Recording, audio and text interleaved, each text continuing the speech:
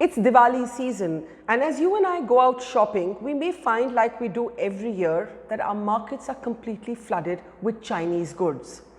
Whether it's firecrackers or even our beloved earthen diyas, we are finding year after year that these and even figurines of our gods and goddesses are being slowly but steadily replaced, displaced and challenged by cheaper Chinese goods.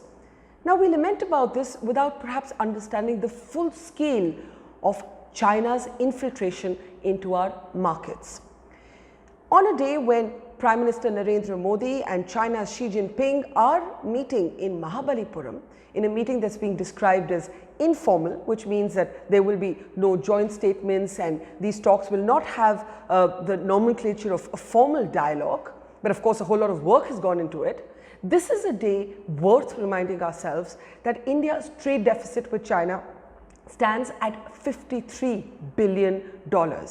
And this isn't just about small products of the kind that I'm speaking about. It covers almost every sector, whether it's electrical appliances, equipments, plastic articles, pharmaceuticals, mobile phones, even furniture. In fact, do you know that 4 of the top 5 smartphone companies in India are Chinese? This is just one example of what is China's already dominating position in the Indian market. Now, this is also a time when China has advocated unequivocally, like before, for Pakistan. China has made statements on Jammu and Kashmir that are not palatable to India, and in fact, India and China have been in a war of words over the decision to abrogate Article 370, with China clearly taking Pakistan's side. Previously, and more than once, China has blocked UN action against known terrorists like Hafiz Saeed and Maulana Masood Azhar, giving in only at the very last moment. And then of course there's India's own border dispute with China. China is also building mega infrastructural projects through Pakistan occupied Kashmir as part of its ambitious One Belt, One Road initiative, something that India has refused to take part in. Given all of these geostrategic factors, why is India bending over backwards to allow China even greater access to our markets? Well, this is precisely what is going to happen if India goes through what is known as the RCEP agreement. RCEP stands for Regional Comprehensive Economic Partnership. It refers to a proposed multilateral trade agreement of 16 countries. These include the 10 countries of the ASEAN bloc and 6 countries of the Asia Pacific region, which include China, India of course, South Korea, Japan, Australia and New Zealand. Now, as Modi and Xi Jinping begin their informal talks, Piyush Goyal, Union Minister, is in fact headed to Bangkok to take part in a stakeholders meeting to finalize the RCEP agreement. Mr. Goyal has indicated in the last few days that India is inclined to go through with this pact. This is despite opposition from domestic companies, domestic manufacturers, and even from RSS affiliated groups like the Swadeshi Jagran Manch, who have been outspoken critics of the RCEP agreement.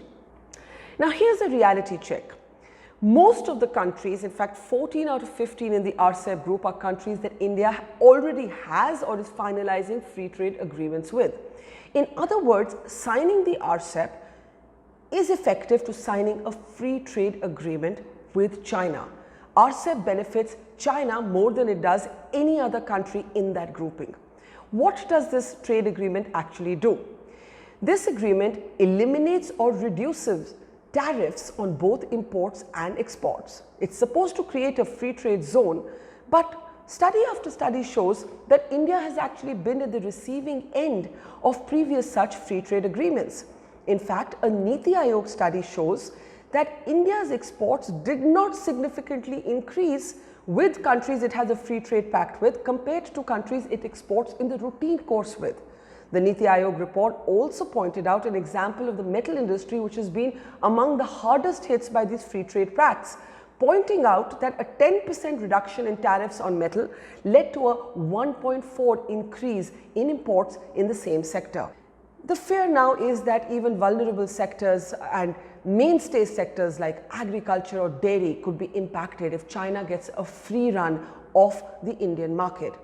In many ways, given that China is not a friend, a benefactor of Pakistan, has repeatedly blocked India's interests vis-a-vis terrorism in international organizations like the United Nations, the question must be asked, why are we allowing China to become a new imperialist force in our country? Where does this reconcile with Prime Minister Modi's Make in India slogan and promise?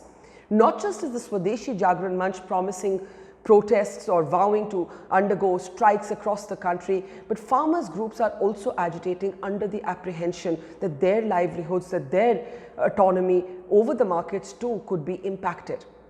India, or the government rather, is arguing that there is no option but to be part of a global value chain, and India could find itself isolated if it does not go ahead with the RCEP agreement, which gives, as I said, China an effective free trade pact with India.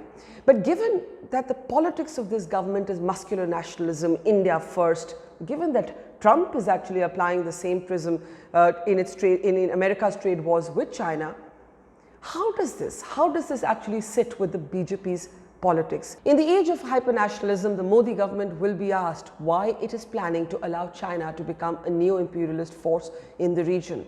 Because to have even greater access for China to the Indian markets is a form of economic imperialism. Let's remember that even without the RCEP, China is already the biggest exporter into India. And that number, that gap will widen no matter how many protections India seeks. So the Modi government should pause and think before signing on the dotted line on that RCEP agreement.